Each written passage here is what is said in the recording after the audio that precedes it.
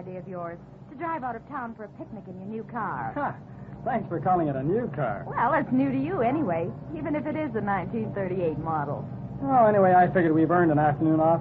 My next article doesn't have to be written till Friday. A fellow has to relax once in a while, you know. Say, you've been a faithful and hard-working assistant, too, kid. You've earned a break. Thanks. By the way, Danny, what is your next assignment? Citizenship. You know, Nellie, we're looking at something right now that ties in with the idea of citizenship. We are?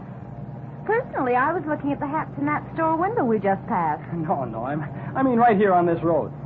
Look at the cars. Dozens of them. And every one with plenty of horsepower under the hood. Now, what would happen if there were no rules? If every driver could do just exactly as he liked? It'd be sort of, messy, wouldn't it? You said it. What keeps it orderly? What keeps all the cars from getting mixed up and smashing into one another? Cooperation, that's what. Everybody agrees to stay on the right side of the road. You can go fast or you can go slow, just as you like, providing you don't endanger the other fellow. Now, there's nothing to stop you from getting ahead of the car in front of you either, providing you can do it safely without hurting anybody. You know, that's the basic principle of citizenship in a democratic country, Nellie. Getting ahead whenever you can, in whatever way you want to, but always respecting the other fellow's rights.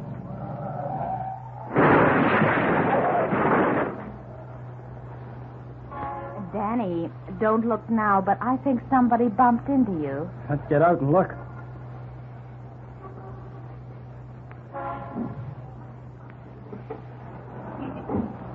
Look at that fender. Why, that big ape, he can't do a thing like that. What does he think, he's driving, a tank? I'll pin his ears back what good, that big stiffer. Danny, he's coming now. Well, we seem to have run into a bit of trouble here, eh? Trouble is right. Look at the fender. Oh, I wouldn't worry too much about your fender. Not worry about it, but look at it. I know, but save your worrying for your left hind wheel here. It seems to be a little bent. Holy shamolians. I didn't notice that. It's practically flat on the road. My fault entirely. I was daydreaming. A bad habit I have when I'm driving. Don't worry. I'll see that the damage to your car is taken care of and paid for. What? Oh, gosh, Oh, thanks. In the meantime, of course, you people are stuck without transportation. I'd suggest, first, that we call a garage from the nearest payphone and have them tow your car away to be fixed. And second, that you two then proceed by taxi at my expense. Incidentally, my name is John Nesbitt. John Nesbitt? The member of Parliament? That's right.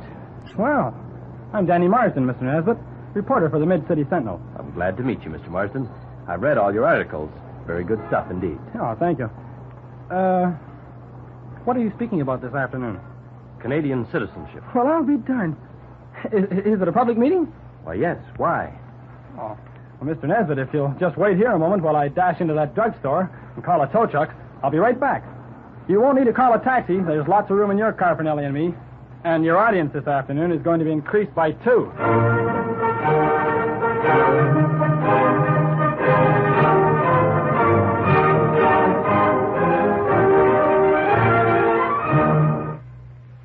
And so we come to the question, what exactly is citizenship? Citizenship in a country means to belong to that country in the fullest sense of the word. It means, in its ideal sense, to identify your aims and aspirations as much as possible with those of your fellow citizens, to recognize that you and they are marching forward together to a common destiny in which you will all share. But you cannot belong passively. You must do your part in shaping that common destiny. How does the Canadian citizen play his part? I can think of 3 important departments of life which call for citizenship from the individual man and woman. The first that springs to my mind, though perhaps it is not the first in importance, is politically. To be a good citizen politically is to take a lively interest in politicians and political parties, and in the political questions of the day, not only in the field of national affairs, but in foreign affairs as well. It requires that you find out everything you possibly can about the men who represent you in Ottawa, and also that you keep those men fully acquainted with your wishes and your opinions. And, of course, it requires that you cast your vote on voting day for the man you think best qualified to represent your interests in Parliament. The tendency in the democratic countries has been more and more to place in government hands powers that affect the life of the individual citizen. Thus, we look to the government to provide for us in our old age. We look to the government to provide financial help in rearing our children. We look to the government to protect us against unemployment. In short, we are making the government more and more responsible for our welfare, and therefore shouldering less and less of that responsibility ourselves. Now, if this is what we want, and it seems to be what the majority want, then that's what we will get. But we have to face the fact that we lose a certain amount of freedom when we do this. If we carry the process too far, we shall lose too much freedom. The state will be running our lives for us. We shall then be in exactly the same boat as the Germans were under Hitler and as the Russians are today. Danny, he's really good. The second department of life, which calls for citizenship, is the economic field. Every one of us is a part of Canadian business, as an employer or an employee, or a small business proprietor, or a professional man, or a consumer.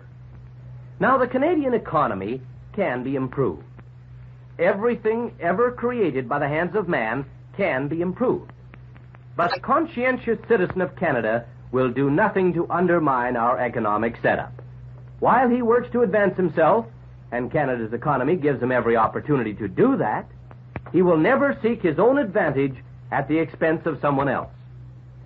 Furthermore, and this is very important, he will seek out the true facts about the free enterprise economy of Canada so that he can never be misled by those who would try to persuade him that it is fundamentally wrong and should be replaced by something else. As citizens, we all have a constructive part to play in Canada's economy. We must not shirk that responsibility. Citizenship of the highest order is also called for in the third department of life, which, for want of a better word, I have called the social department. How do we show citizenship in this sphere? For one thing, we realize that there are no such things as degrees of citizenship. There are no second-class citizens in Canada. Whether a man is a banker or a bricklayer, whether his skin is white or black or brown or yellow, whether he is a Protestant or a Catholic or a Mohammedan, these things do not make him superior or inferior.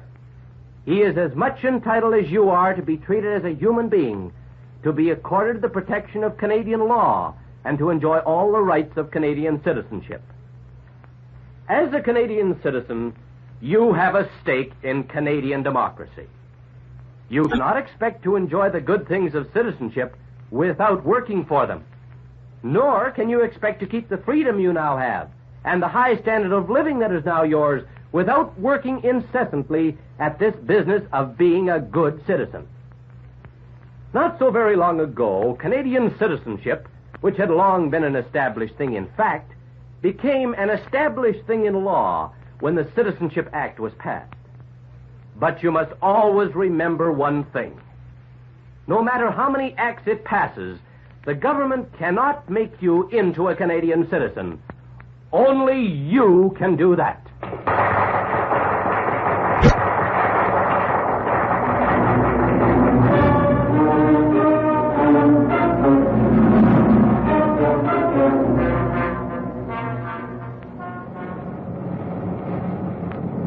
This was a wonderful idea of yours, Danny, inviting me along to your picnic. I'm grateful. Oh, we're delighted you could come, Mr. Nesbitt. I got a lot of good ideas from your speech this afternoon, but I'd like to get more. That is, if you don't mind talking about it. I should say I don't. What can I tell you? Well, I must admit that I don't know for sure. This subject of citizenship is a complicated one, and it's kind of hard to know where to start. I know it is. I think I'd better pull into this service station and get some gas. We'll take up that citizenship theme again after, Danny.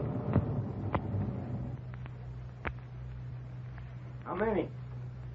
You better fill her up, please, and check the oil, too, will you? Okay. I guess you want the better grade of gas, eh? Yes, please.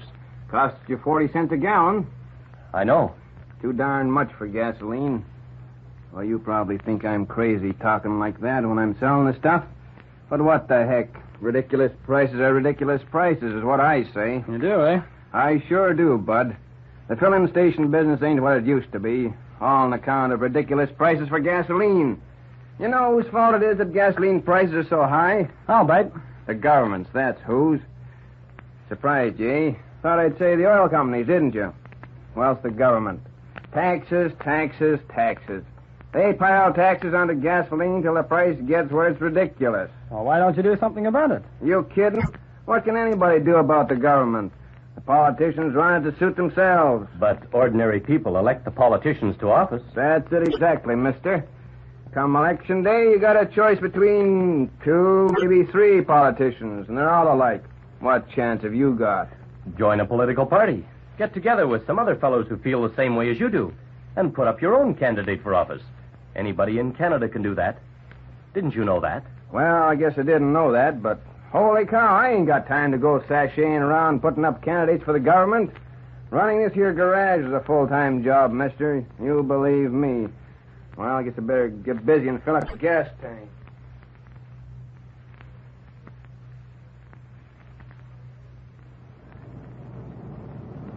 Well, our garrulous friend at the service station gave us a pretty sharp object lesson on what good citizenship isn't. I'll say he did. The tragedy is that his attitude is a pretty representative one. Oh, his big beef was about taxes. Well, I kind of sympathize with him there. Do you really think that if enough plain citizens in Canada got mad enough about high taxes and squawked loud enough to their MPs, taxes would be reduced? Well, first, the MPs, if they were honest, would reply to their constituents that taxes could be reduced all right. But that if they were, there wouldn't be enough money to provide a lot of the social services the government provides today. The so-called free services that are actually paid for out of every taxpayer's pocket. I just thought of something. If you'll open the glove compartment, Danny, you'll find a number of pamphlets there. I think you'll find them useful in writing this article of yours. Oh, okay.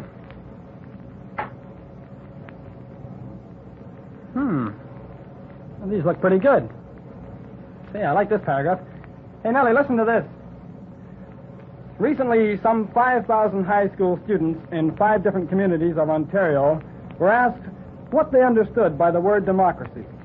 A small percentage of the answers revealed that the student had no conception. About 90% of those writing apparently thought of democracy in terms of rights and privileges only, and less than 10% made any mention of any duties or responsibilities which the average citizen must shoulder if our democratic way of life is to prevail. Now, here's another good point.